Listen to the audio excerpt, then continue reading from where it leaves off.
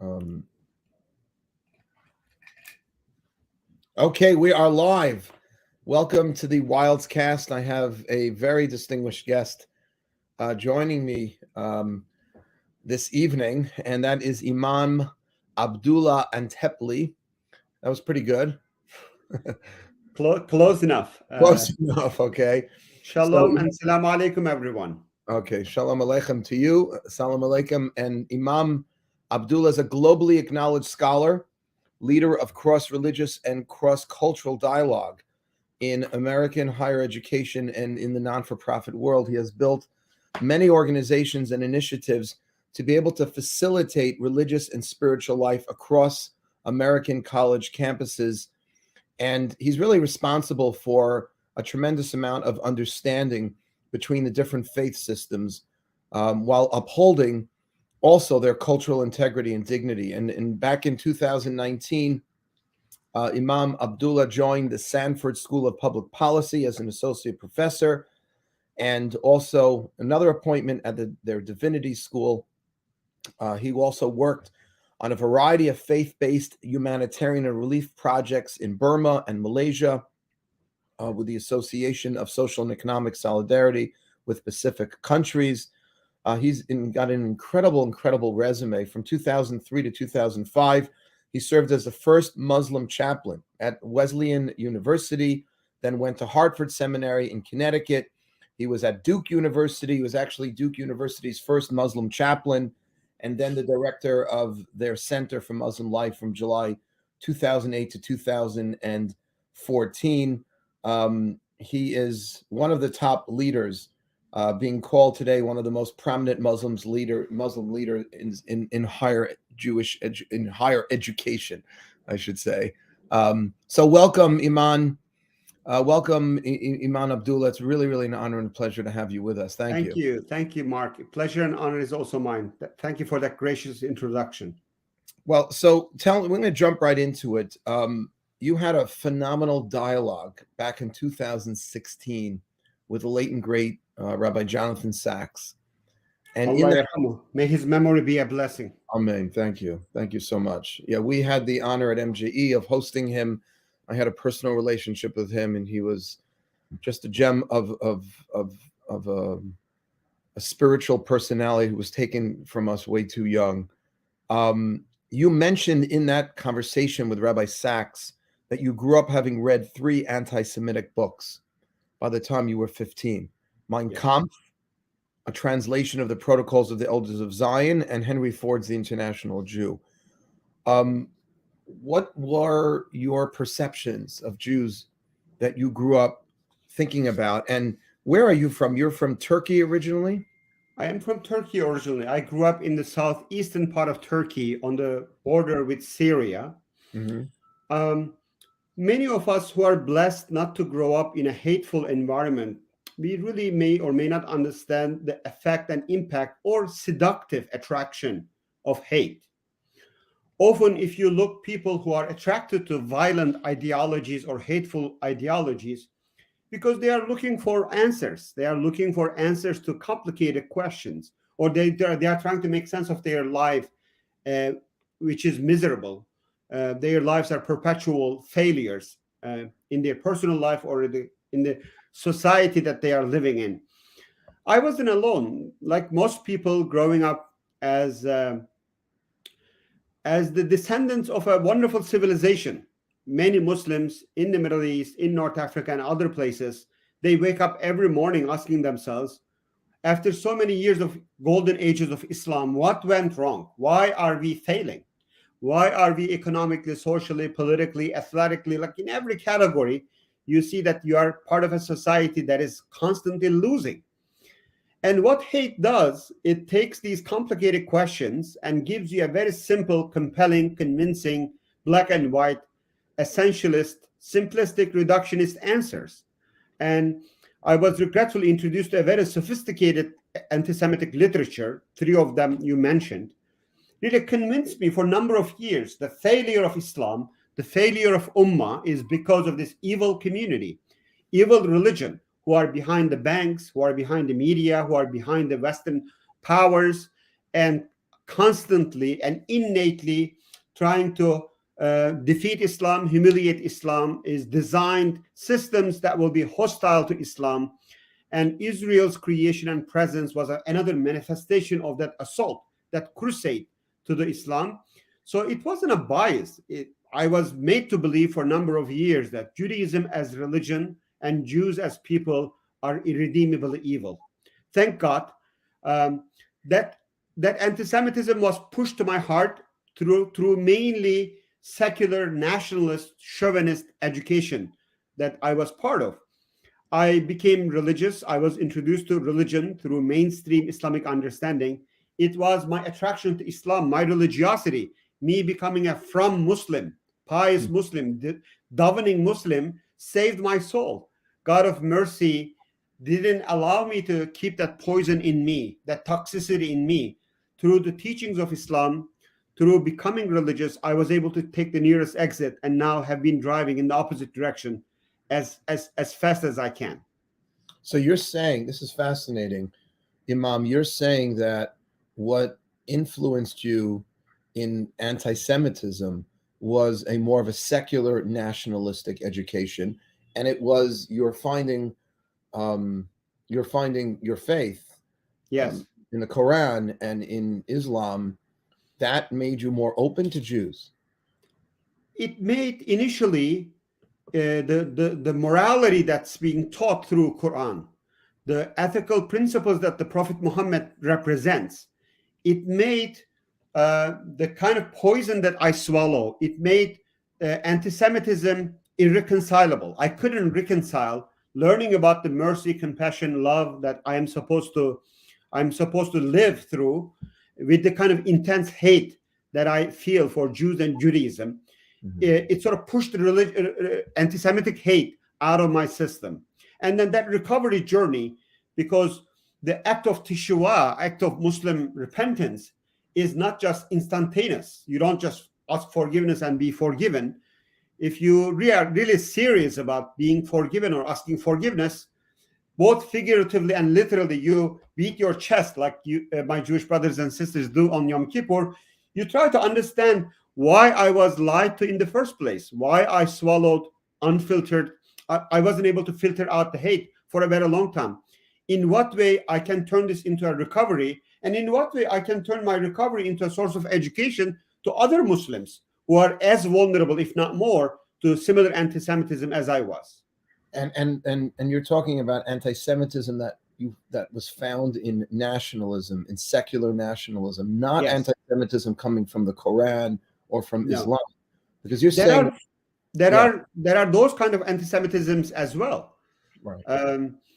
The anti-Semitism that is coming from the foundational text of Islam. I think the evil organizations like Hamas and Hezbollah, if you look into their filthy literature, like Hamas Charter is a very despicable, reprehensive example of religious anti-Semitism. But my anti-Semitism was coming from Turkish nationalism and the kind of chauvinistic, fascistic in a way, understanding of the world and how world runs. It's just I'm sorry to keep dwelling on this, but I just think this is so interesting to me, and I really appreciate you sharing this journey, the spiritual journey of yours, and it's so refreshing, because if you would turn on the television and watch any of the more secular, let's say, hosts of a late night show, right, they would think, or they would say, that most of the anti-Semitism found, let's say, in the Muslim world is coming from Islam. And the more you can get away from Islam, and the more your country can become secular, then the more likely you'll be able to get along with Jews and not hate Jews or the West. Regretfully, it's such a reductionist, unhelpful, superficial understanding. They make similar irresponsible and misleading and inaccurate assumptions about Israeli-Palestinian conflict as well, as if religion is only the source of violence. Religion is only fueling the fire and conflict, as if religion cannot play any role. That shows the secular bias or liberal, progressive, lefty, non-religious bias against religion. It is one of the many reasons why this conflict has gone the way it has gone, because potential power of religion as a healer, as a repairer, was never utilized. That aspect of religion is never understood. But going back to the point, you're absolutely right. It is counterintuitive in the minds of many Western secular people that religion can actually help people recover from their anti-Semitism, or secular people are not vulnerable towards different forms of hate, including anti-Semitism. Yeah, It I is mean, not the case. I've always argued this, and a lot of other, I think, people in the Jewish community, when we talk about the crimes against humanity of the 20th century, Yes. by Joseph Stalin, by Hitler, they Mao. were right, by Mao. These were not inspired by religion at all. There were more people killed in the name of nationalism and secularism than they were by. But so how do you then explain, help us and help our listeners understand why there seems to be an association between the more religious a country is in terms of Islam, the more they seem to be against Israel in the West. How do you reconcile that then? That, I mean, there is a certain reality. Regretfully, Israeli-Palestinian conflict, over time, it gained so much religious currency on both sides, or on all sides. If you look the initial founding of the State of Israel, it was very secular. It's still a secular state, but you can see the role of religion or the language around Israeli-Palestinian conflict gained so much religious imagination, especially after 1967 war. Much of the religious skepticism around Zionism has diminished, and a form of religious Zionism has emerged. And especially after the 1979 Iranian Revolution on the pro-Palestinian camp, if you look into the initial Palestinian resistance movements, they were far from being religious. They wouldn't even use any religious language to be in solidarity for Palestinians. But over time, this political conflict has gained much more religious framing, much more religious understanding, and increasingly and regretfully has been pushed as a religious conflict, or it's a conflict between Jews and Muslims, or Judaism and Islam.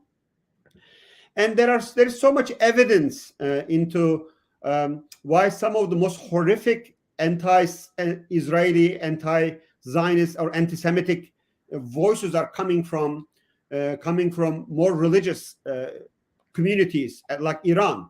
There's an evil Islamic regime, a theocracy that is. But one has to go beyond the shallow coverage of the headlines. One could say, until 3 years ago, Saudi Arabia was also incredibly religious and incredibly anti-Semitic. But look at how certain diplomatic moves shows that much of that resistance to Israel, or much of that anti-Semitism now, was not rooted in the religion, but it was in the regional, tribal, geopolitical realities.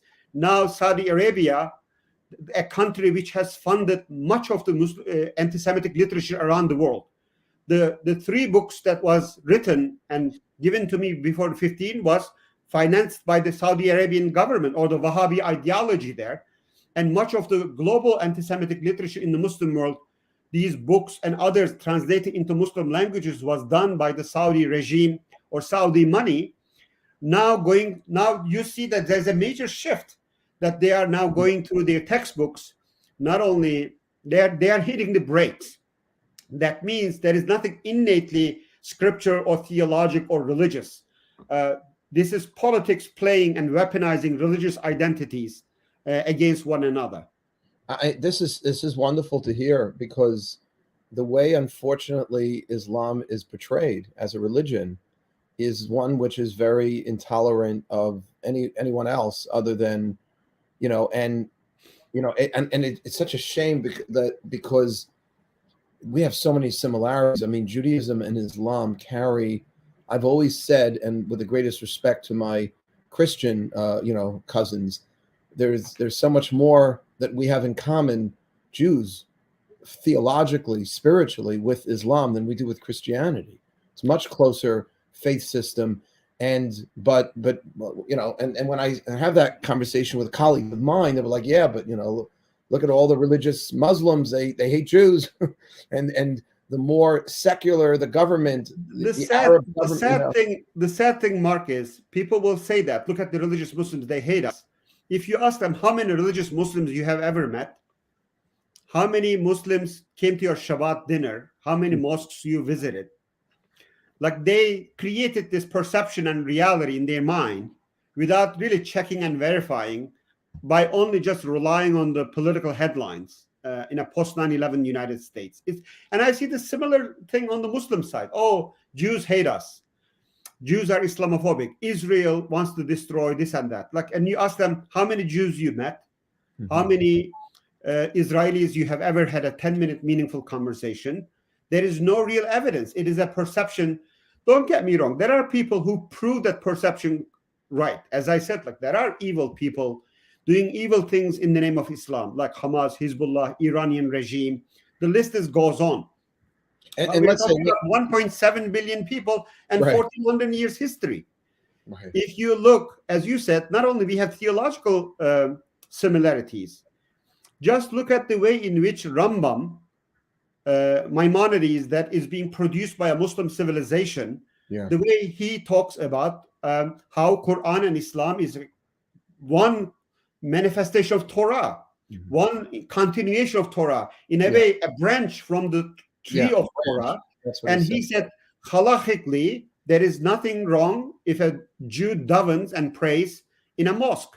He couldn't say the same about a church because he understands that theologically it's not the same. But if you look into 1,400 years of Muslim Jewish history, where Jewish experience under Muslim rule, it wasn't egalitarian. It wasn't 21st century progressive liberal democracy. It wasn't equal citizenship.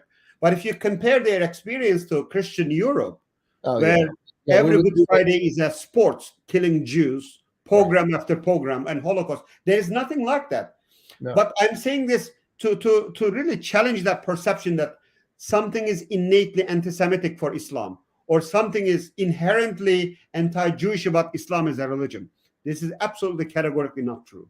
So out of, let's say, if we took 100 mosques, and I don't mean, in the Gaza Strip where Hamas rules, or in Lebanon where Hezbollah is deeply entrenched, but if you took 100 mosques in America, in the United States, okay, what percentage of those mosques, in your opinion, and maybe you don't know the answer to this question.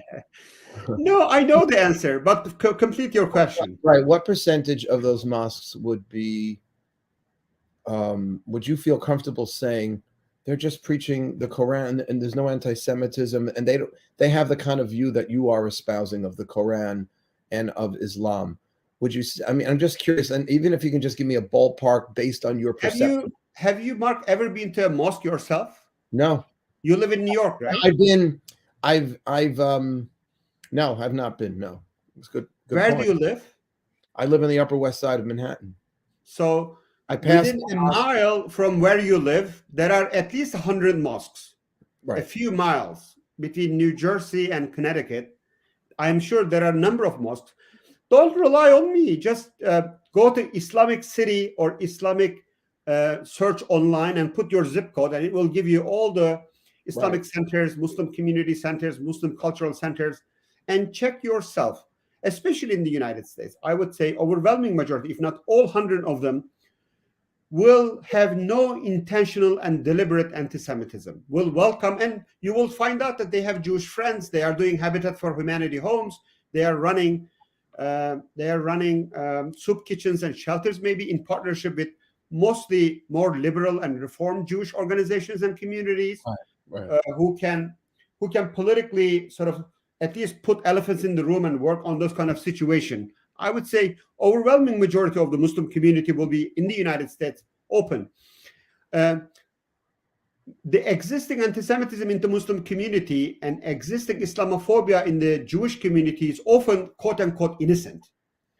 They don't know what is, my community doesn't often know what is criticizing the policies of the state of Israel, what is advocating for the human rights violations that Palestinians are enduring under Israeli occupation, and where is the line for Right. anti-Semitism? How do Right. you cross that line? Right. And many Obviously. in the Jewish community, Right. similarly, they don't know what is condemning Islamic extremism or Muslim terror, and when that crosses line into casting a cloud of suspicion to the religion of Islam and the entire Muslim community. So that requires some education, some interaction. So how do you do? Why have you gotten? I mean, according to what you're saying, according to the way you're describing the situation, you're saying the overwhelming majority of mosques in America or throughout the world are not espousing anti-Semitism. So how do you explain so much of the anti-Semitism that is found in the Muslim world? You're saying that it really has more secular, nationalistic roots, and No. and it's being masked as Islam. It's being masked through the religion. I think I'm that not talking about and Imam Abdullah. I'm not talking about Hamas. I'm not talking about the radical groups now. I'm right. talking about typical, everyday Muslims, good people going about their lives. They're not, as far as you, because I don't know, and I can show up at 100 mosques, and maybe I should, but I still probably wouldn't be able to answer this. They're not being taught in their Muslim studies anything negative about the Jew, as far as you know. Well, you sort of summarized, and exactly in the short answer to your question is yes. Many of the Muslim communities are seeing Israeli-Palestinian conflict through the prism of Palestinian suffering.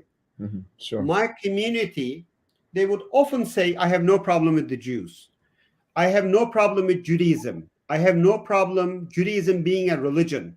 I have no problem, as you said, in much of Islamic theology is the continuation of the Jewish religion and Jewish understanding. But they would say, I am not anti-Semitic, anti-Jewish, or anti-Judaic, but I am anti-Zionist.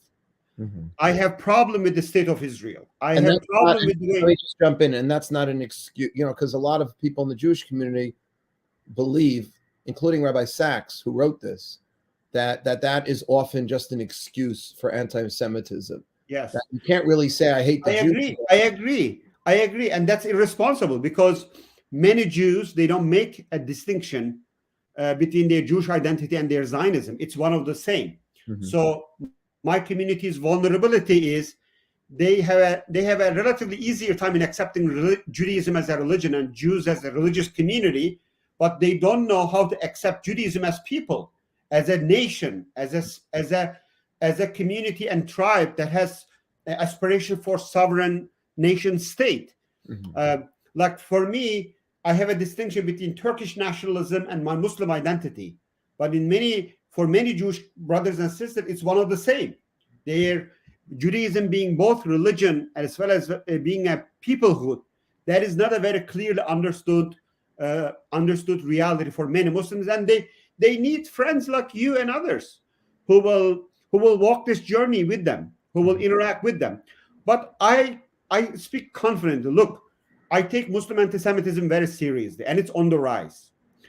I try to defeat Muslim anti-Semitism when it comes in the form of secularism and in the religious form, which is increasing in the United States included as a discourse. Thankfully, it's not as violent as it is now in the Middle East and other places.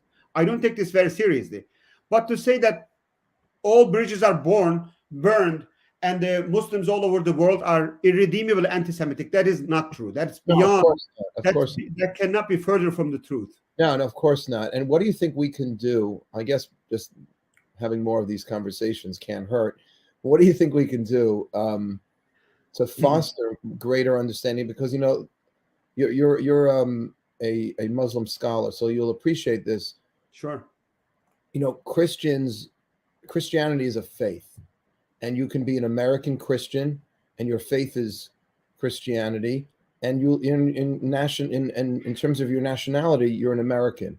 If you live in Turkey and you happen to be a Christian, again, your faith isn't, you believe in Jesus, but your nationalism is one of Turkish descent. Jews were a strange breed because theologically. Am I an anti-Semite if I agree that statement? Oh, You no. said So what I'm trying to say about Jews is that part of our religion is believing we're also a nation. yes. So my nation, my national identity, I'm proud to be an American, but my national identity is Jewish. You know, Yes, that requires a lot of learning and growing. That's exactly what I grow to learn and love and appreciate, and that helped me from my own recovery of anti-Semitism. In terms of what can be done, I really hope you growing up in New York, being there and not being in a mosque as a religious Jew, like that's something we can easily fix. We Mhm. can easily fix. Um, much of the much of what can be done between Jews and Muslims, how to defeat Muslim anti-Semitism and how to defeat anti-Muslim hatred in the Jewish communities in Middle East, in Europe. Regretfully, much of the exits are being missed. The opportunities for Jews and Muslims to come together to reconcile. It is much more difficult, much more difficult in the Middle East, in North Africa, in France, in England. Whereas in the United States, not all boats have sailed. We still have a really ringing voice of Sinai, a very strong moral imperative in a country where Jews and Muslims are both minorities, and the goodness of America, the civil liberties of America, is inviting us to stop playing this proxy game, acting like a proxy foot soldiers for an international conflict in America. Jews on the Israeli camp, Muslims on the Palestinian camp. We are undermining each other in some places by not taking anti-Semitism and Muslim hatred seriously. We don't know how to invest in our American citizenship and American identity and talk about Israeli-Palestinian conflict Mhm. as citizens of this wonderful country. We have to create space to be able to air out disagreements, political disagreements, without turning them into moral disagreements, and talk about this issue as Americans. And in that, allow me to give two very substantial homework. My community's moral homework, my community's collective wisdom more or less failed in their understanding of Zionism as a form of Jewish nationalism. My community, because of all sorts of complicated reasons, because of the way in which we saw and understood the creation of the state of Israel, Mhm. sort of arrived to a very wrong conclusion that Zionism is one thing, it's a monolithic reality, and it's evil and it's horrible. My community have to unlearn what they know of Zionism, and they have to relearn Zionism through the incredible diverse uh, experiences of the Jewish people in America. It is not one thing, it is many things. As we Muslims rightfully take offense when people try to make us or present us as one thing, and it's Sure. terrible, Yeah. we shouldn't make the similar moral offense to other people.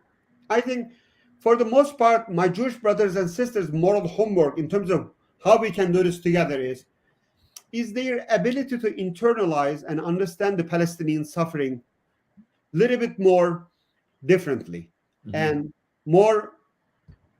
And I know many of my Jewish brothers and sisters, they do care about Palestinian suffering. They know that Palestinian suffering is not a fiction.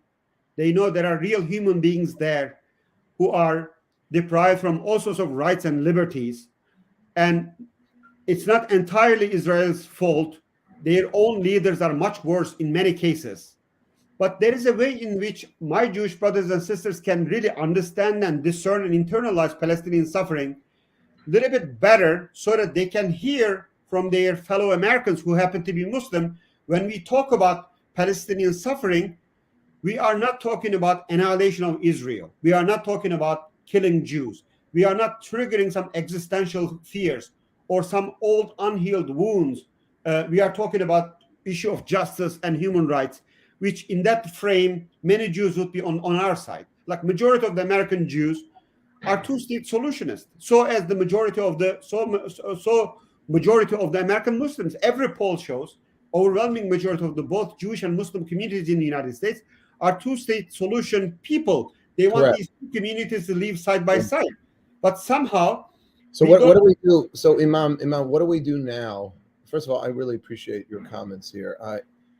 What do we do now that this two-state solution just seems like it's not happening, at least in the short term? I think our leaders should continue to press forward to try to make it happen. Mhm. But as long as Israel doesn't believe that it has a partner for peace, it's not going to have the confidence to enable a state that that it feels it could be attacked by to be neighboring it.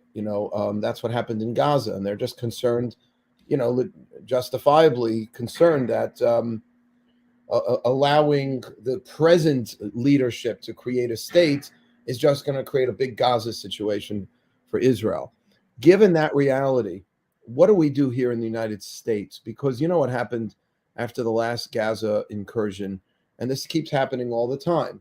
There's a provocation, and then there's a back and forth, and then Israel has to go in and stop the rocket attacks, and then there are incidents that take place here. I had to talk to my kids about whether or not I have three boys and a girl, and I May sat down. Allah, may Allah protect them all. Amen. Thank you. And I had to sit down with my boys and discuss whether we should put baseball hats on and not wear our kippot or yarmulkes anymore in New York City, because there was a period of time this past summer, and we had this big rally in Washington, but not much has changed. 1/3 of all hate crimes right now in New York City, according to the police commissioner, this past year were against Jews. 1/3. So it was about 308 hate crimes, about 100 of them were against Jews, and it all seemed to happen after, or it seemed to develop after the last Gaza conflict. Mhm, So mhm. and I know this is a really hard question to answer, and I'm asking you. No, it's not an answer. It's not an answerable question. I want to So, share a couple of so, observations, Mark. so wait, let me just say, in the absence of a two-state solution, which doesn't look like it's in the cards right now, and hopefully, with God's help, it will change, and we'll have that. But right Inshallah. now, for the next 6 months to a year, what do we do every time there's a conflict in Israel, and then there's an anti-Semitic outbreak here? Because to Jews, it doesn't seem like anyone's making a distinction between, oh, we respect you as a religion, but we don't like what your brothers and sisters are doing over there in the Middle East. Right. So when we're doing whatever we're doing, it's because we're against what you're doing nationally, not religiously. It's the same thing. You know what I mean? Right, right. Let me share a couple of observations. I'm not sure if I'm with you, if I agree with some of the premises and some of the statements that you have made here. I think one thing we can do in the long run, we shouldn't essentialize this Israeli-Palestinian conflict or what's going on in the Middle East as a fight between good and evil, and one side is all good and other side is all evil. Agreed. To say that there is no partner in peace and or absence of the peace is only because of the fault of the Palestinian side, I don't know. Like for a complicated, I am an imam. More than I like, more than I appreciate, I facilitate so many divorce cases. You sit down in front of two adults who built a beautiful life together, and now they're going to divorce. It's the worst part of my rabbinate. I hate it. I know, and then you listen to people, and the way they tell their story is, oh my God. And they have all these self-serving facts. They have all these self-righteous memories.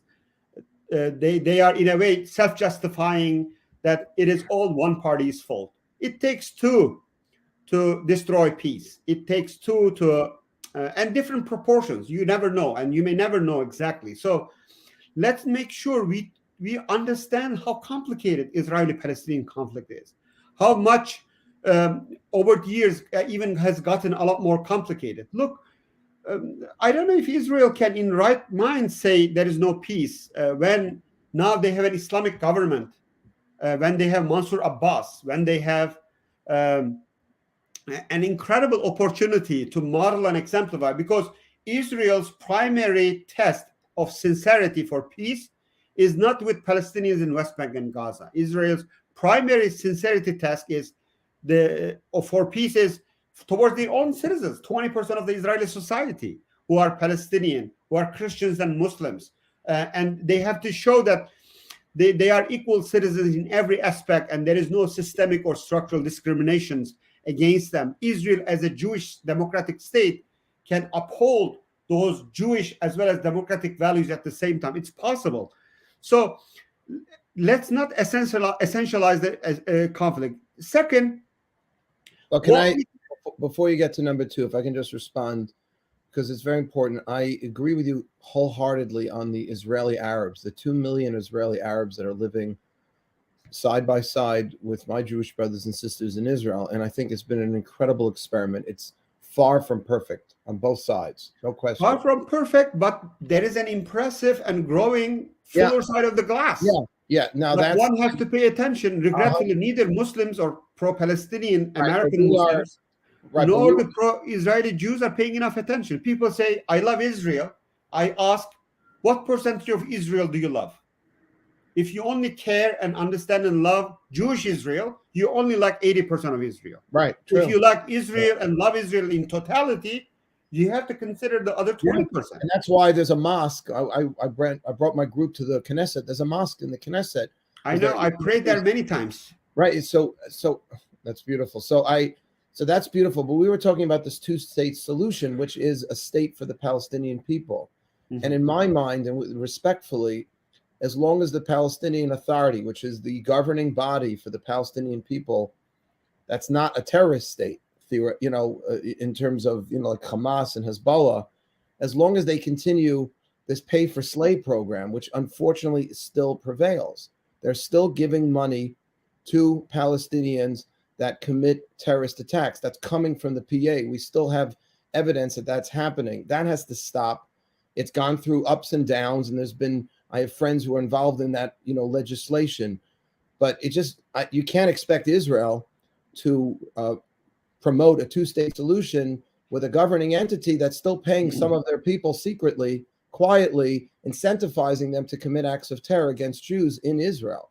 And I'm sure you're against that. I'm not trying to say that. Going back to my divorce analogy, Mark, if I can call you Rabbi Mark. Mark is great. Thank you. And please feel free to call me Abdullah. Mm-hmm. There is enough blame to go around on all sides. And I really have played that for a long time. I don't see any fruits of it.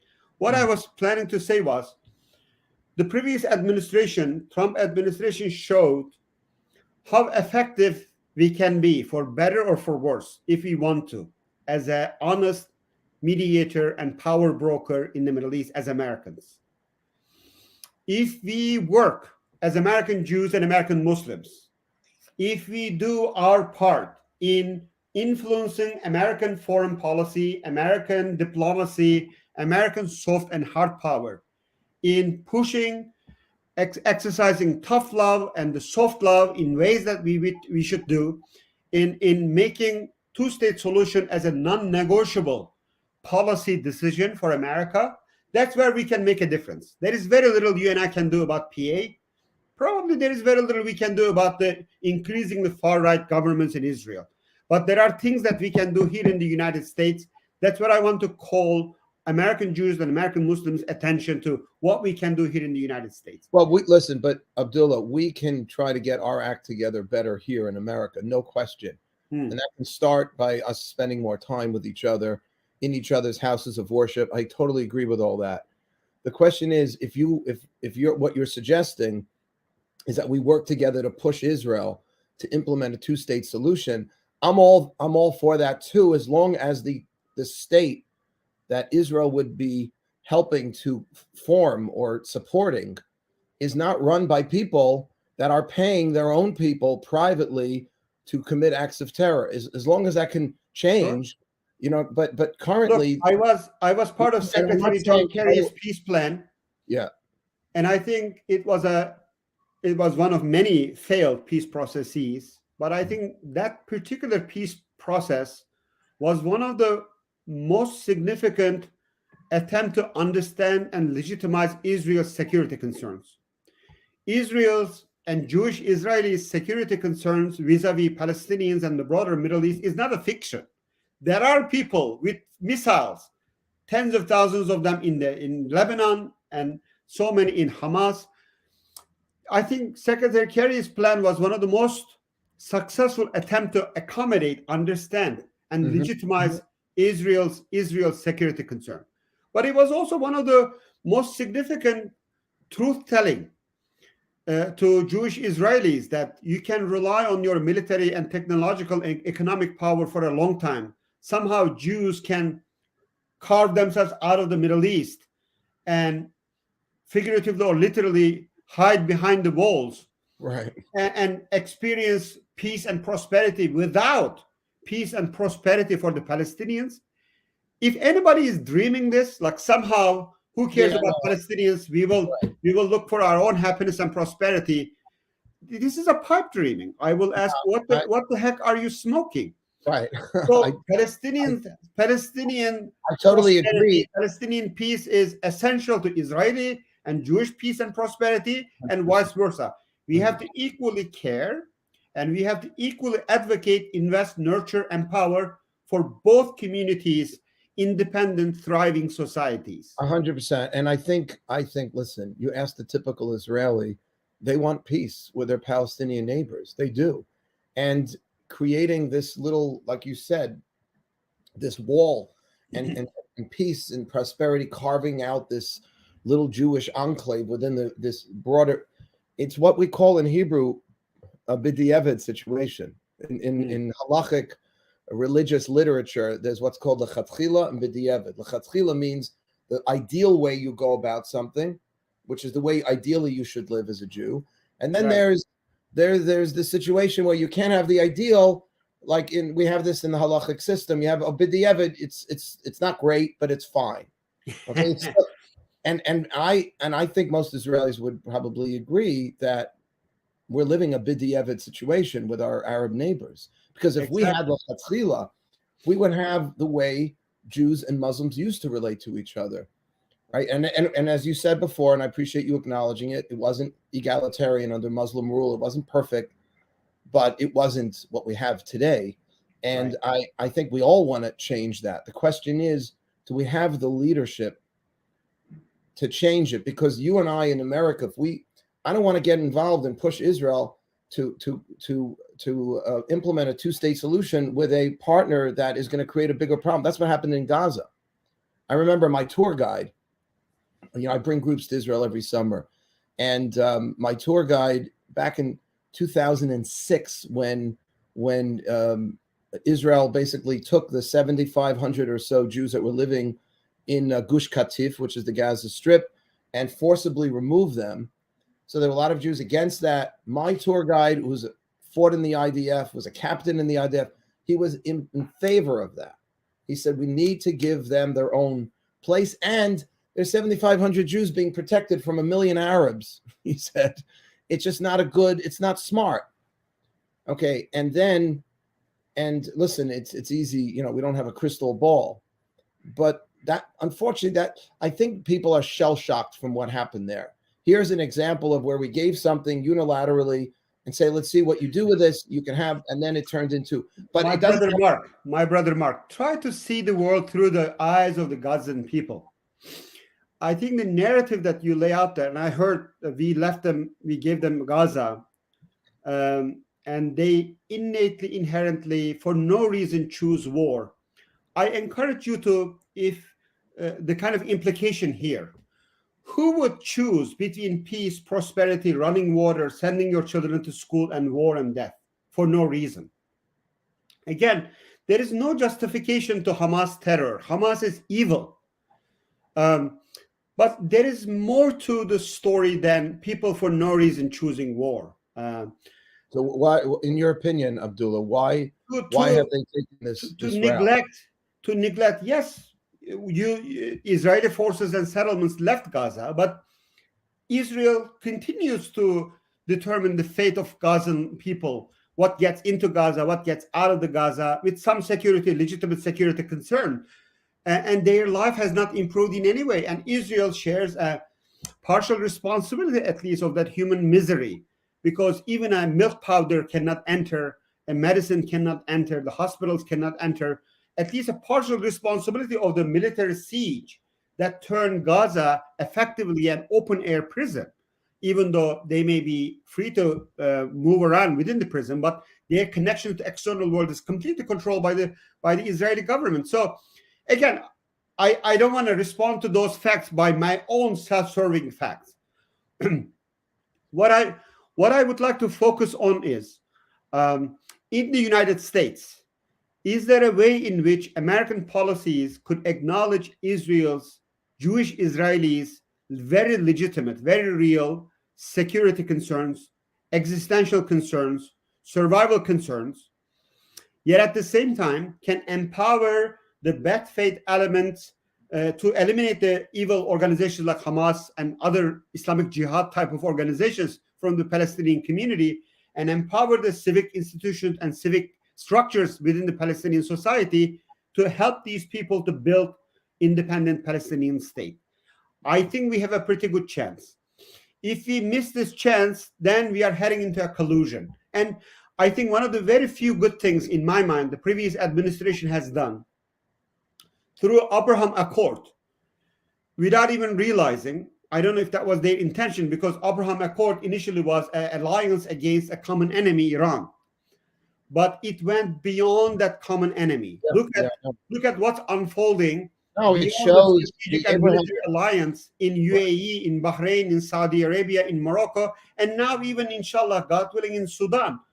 If the civilian wing of the Sudanese government will win the next phase of this transition, Sudan will be the next government accepting, inshallah, the legitimacy of the state of Israel and establishing diplomatic relationship with Israel.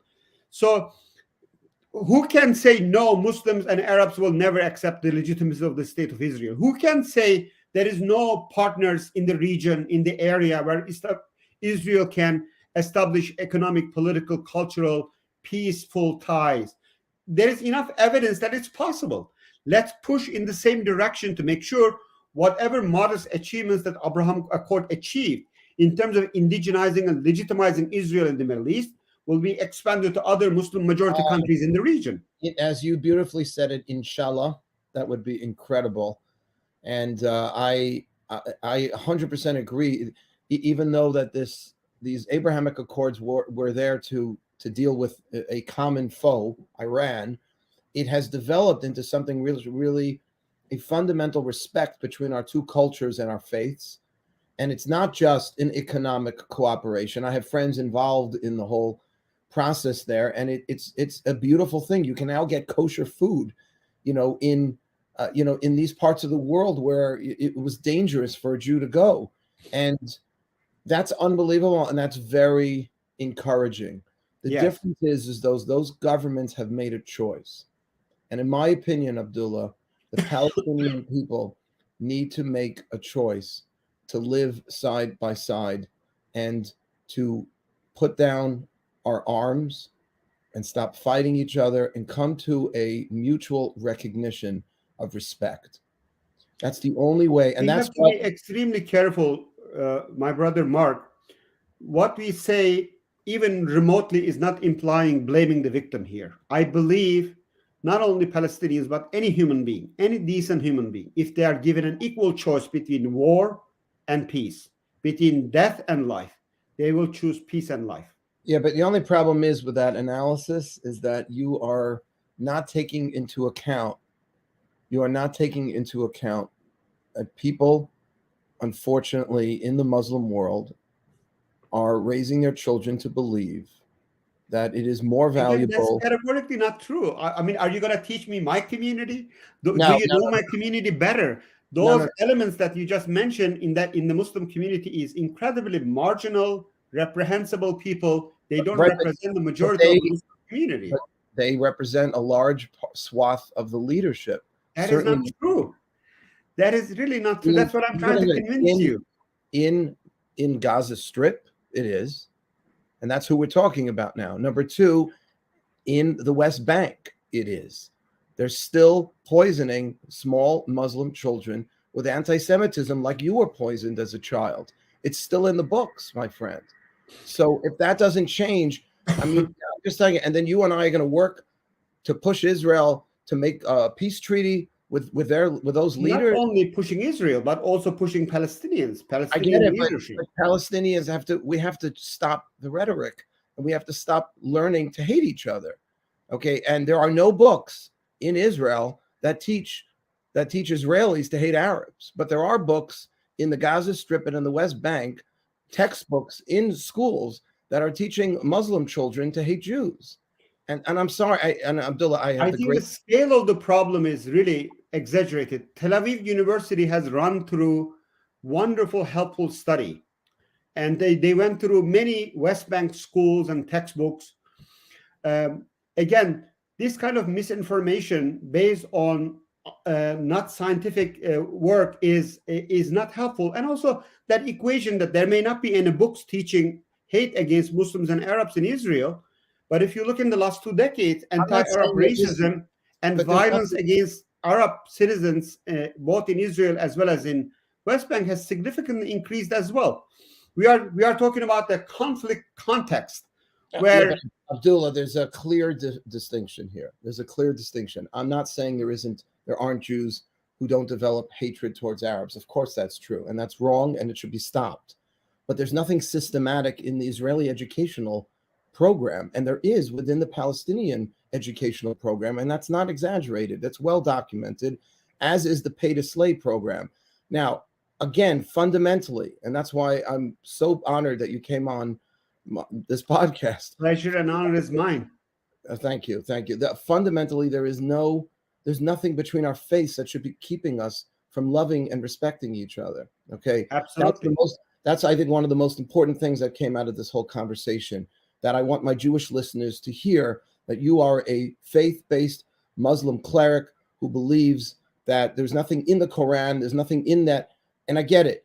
But you cannot deny that there's anti-Semitism being taught to Palestinian children. And I understand that there are reasons, this, that, and the other, but it doesn't matter. The facts are, because I would like to work with you, and I would like to work with other Muslim clerics, but if it's going to be to work with my Muslim brothers and sisters here in America to get Israel and the Palestinian Authority to create a two-state solution, when the Palestinian Authority is led by individuals still that will not recognize the Jewishness of the state, A, and B, get rid of those textbooks, and C, stop paying terrorists to kill Mark, Jews. you seem to have a very clear idea what Palestinian Authority or Palestinian leadership should do. What do you think Israeli leadership should do to achieve I peace? think what the Israeli leadership should do, which has done to a large degree, but not fully, is to continue to keep lines of communication open, to try to treat